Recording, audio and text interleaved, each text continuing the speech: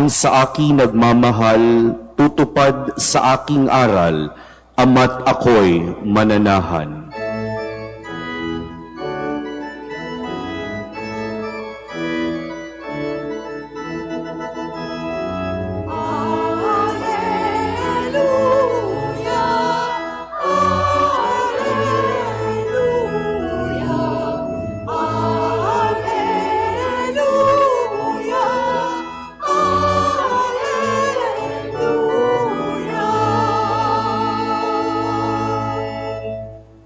Sumainyo ang Panginoon. At sumaiyo rin. Ang mabuting balita ng Panginoon ayon kay San Juan. Papuri sa iyo, Panginoon.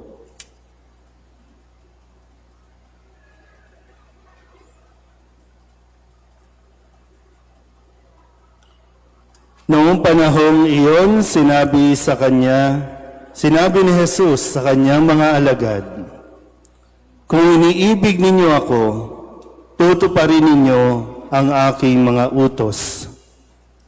Dadalangin ako sa Ama at kayo'y bibigyan niya ng isa pang patnubay na magiging kasama ninyo magpakailanman.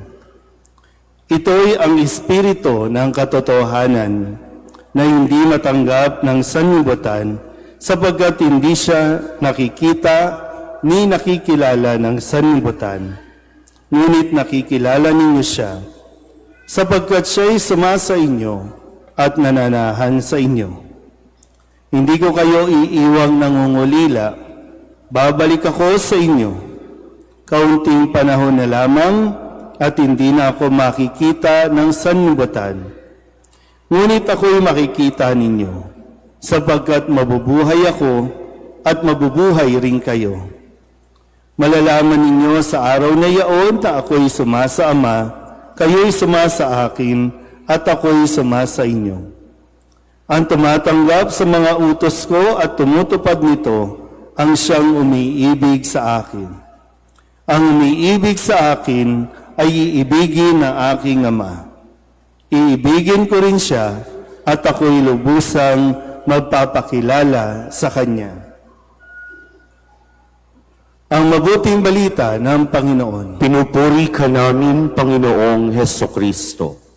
Isang magandang umaga po sa inyong lahat. Tayo po ay nasa ika-6 na linggo ng Pasko ng muling pagkabuhay. Huling linggo na po ito na maririnig natin na si Kristo'y kasakasama ng mga alagad dahil sa susunod na linggo ay ang pagdiriwang na ng kanyang pag-akyat sa langit. So namatay, muling nabuhay at aakyat na sa langit at inaasahan natin ang kanyang muling pagbabalik.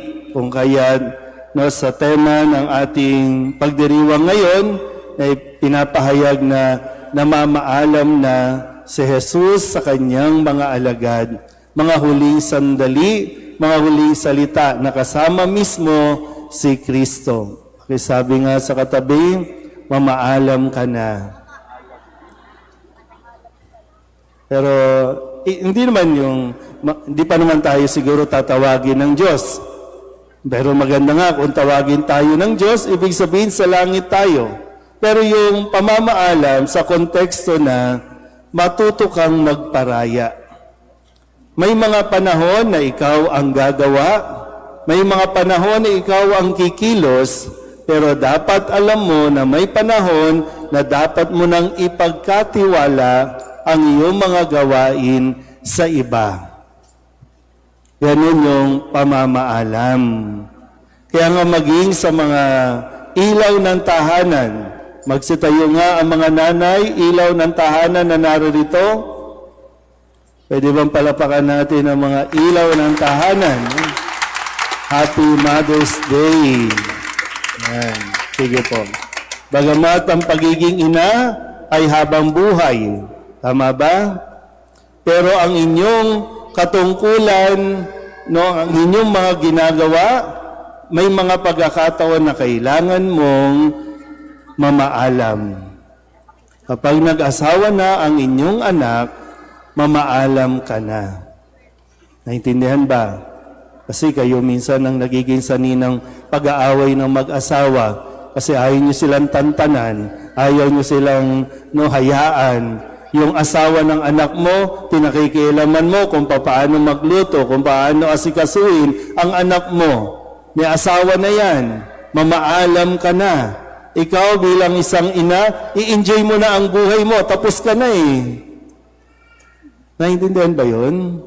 Kasi magandang mapagnilayan natin, magse-celebrate kayo, di ba? Happy Mother's Day, picture-picture, kain-kain. Kaya maganda rin kunin natin yung salita dito ni Kristo na kung iniibig ninyo ako, tutuparin ninyo ang aking mga utos. Wala nang makakapagpasaya sa mga nanay, no? Hindi ang regalo, hindi ang bulaklak, hindi ang panlilibre ng mga anak, kundi yung malaman nila na sinusunod ninyo ang kanilang mga utos. At ano ang mga utos ng mga nanay? Magtulungan kayo. Magmahalan kayo. Huwag kayong mag-aaway. At kapag ginagawa ng mga anak yan, labis ang kagalakan at kaligayahan ng mga nanay. Yung pag nakikita niyo nagkakaisa, nagtutulungan ang kanyang mga anak, di ba? Yung maginhawa sa pakiramdam. Anong gagawin natin? Kasi muli, balik natin ha. Si Kristo, inihanda niya ang kanyang mga alagad. Tinuruan niya, kahit na yung iba dito hirap, kasi hindi nakapag-aral, pero tinuruan niya. Itinuro niya ang mga salita ng Diyos. Ipinakita rin niya kung paano tumulong sa mga nangangailangan, kung paano magpagaling.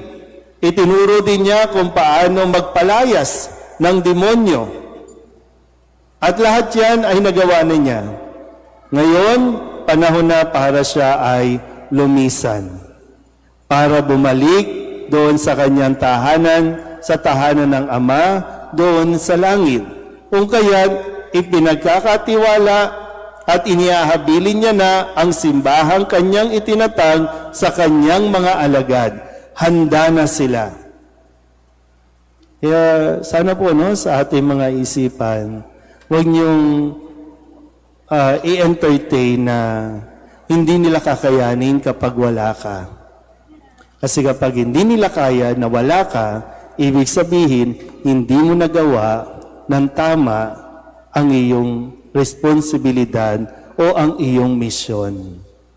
Lalo na sa mga magulang, particularly sa mga nanay, kung natatakot kang iwan sila, natatakot ka na mawala sa mundong ito dahil doon sa inaakala mong kawawa sila kapag nawala ka, pues may kulang ka pa.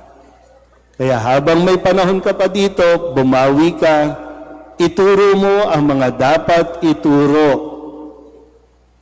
Turuan nyo ng maglaba ang inyong mga anak. Turuan nyo paano mamalansya. Hindi yung malalaki na, ikaw pa rin ang namamalansya ng damit. Malalaki na, ikaw pa rin ang nagluluto. Bagaman minsan, may mga pagkakataon na kaligayahan ninyong gawin yan, di ba? Kaligayahan ninyo.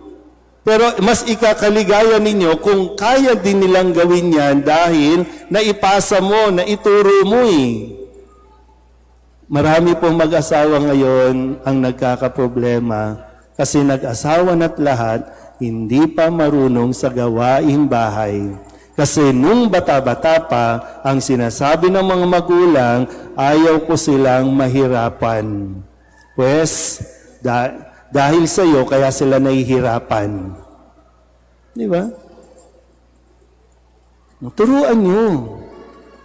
Kahit na may kaya kayo, kahit na kaya niyong magbayad ng katulong, ng tagahugas, tagaluto, tagalinis, huwag niyong alisin sa kanila na matutunan nila ito. Dahil hindi ka naman nakakasigurado na yung mapapangasawa nila ay well off.